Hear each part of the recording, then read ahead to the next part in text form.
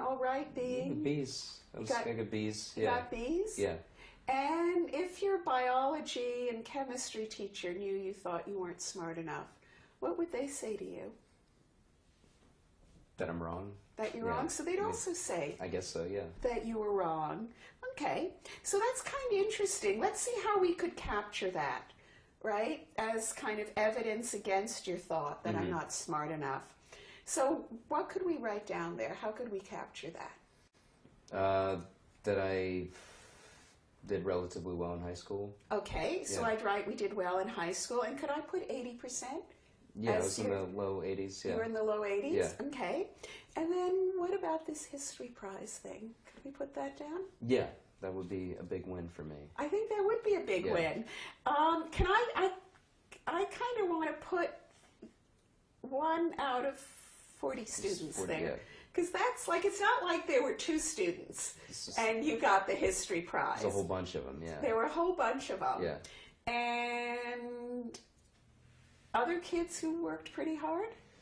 Yeah. Yeah. So, easy to get the history prize? It was very difficult. It was difficult to get the history prize. I'm not surprised. Yeah. Yeah. Okay.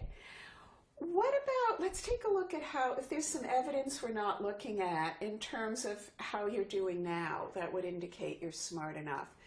You're going to school and working? Yeah, which I did in high school too. Okay. And how many hours a week are you working? About 20. Okay. Part-time. And how, are you taking a part-time course load, full-time course load? I have a full-time course load, So you're working 20 hours a week, and I got 5 classes. And you got 5 classes. Yeah. And how are you doing in 2 of them? I'm doing pretty well. Yeah. Pretty well? Just in 2 of them, though. Okay, so you're getting B's. Yeah. And you're failing the other 3? No, but I could if I... okay, if you don't, you could always fail. Yeah. But how are you doing up to now? In the other 3 classes, I've got 2 C's and a D. So you got 2 C's and a D. Yeah. So in terms of generally, if we were just to step back and think working 20 hours a week, 2 classes B's, 2 classes C's, and 1 class a D. Yeah. What do you think of that? I think that, I'm working as much as I can in order to still take on a full course load, but I have enough time to study for the other ones. I just don't, I guess. Okay, so you're not studying as much as you'd like to. Yeah. But in terms of being smart enough to do well at school, given how much you're working and you look at your grades, might it suggest that you might be smart enough? Yeah, if I put forth a little more effort, I guess, I could probably bring those grades up. You could bring, am I right in what I'm hearing is that it may be a question of how much you're studying and not just that you're not smart enough? Might that be a possibility? I would entertain that possibility. You would entertain that possibility? Yeah. I think that would be a good possibility to entertain. Yeah, why not? Why not? Yeah. Let's write that down, okay?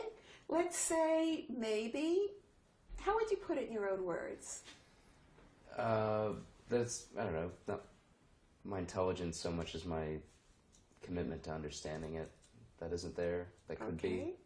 Maybe not intelligence, but commitment to, I don't know if it's I'll tell you what I heard, and correct me if I'm wrong. What I heard you say is that it's the amount you're studying. Yeah, which is woefully too, which it's not isn't enough. Yeah, it's not enough. Yeah. You're not concentrating. No. Subjects aren't as interesting to me. Okay. So here I'm going to put maybe not intelligence, but the amount I'm studying. Yeah. Like that's kind of an idea that I think is a pretty important idea. You said also something about some things aren't as interesting to you. Which subjects are you interested in? Yeah, more of the English and history. English and history. Sociology, how are you doing stuff in like them? that. I'm doing well in those. You're doing well in them? Yeah. What's the top grade you've gotten in them? I got the B in English. B in English? Yeah. Okay. So when you think of the B in English, what does that say about being smart enough for university? That Yeah. We are. It does say Yeah. that, doesn't it? Maybe, yeah. Maybe, eh? Yeah. Let's look at what we've got here, because I think this is kind of pretty different, the evidence against than the evidence for. We got you did well in high school. Yeah, I did all right. You did all right, 80%. Yeah. 40 kids in your class, you got the history prize. We've got that you also, the 80% includes biology Oh, yeah. and I think you said chemistry, Yeah. is that right? Even though you're working, you're carrying a full course load, Yeah. right? Which it can be pretty, I think that's pretty hard to It's do. taxing. It is taxing. Yeah. I think you're right. And that on the courses you like, you got to be. I Right? do well in the ones I Particularly like, English. yeah. You're doing well in the ones you like. Yeah. And then I think you said something really interesting and important, which maybe it's not intelligence, but the amount you're studying. Yeah. Just not working as hard in those, I guess. Not working Yeah. as hard. When we look at all of this, I'm wondering if there's any other information that would lead us to think that maybe you are smart enough for university that we're not thinking about. Do you think there's anything else we haven't considered? Because this is a pretty good list.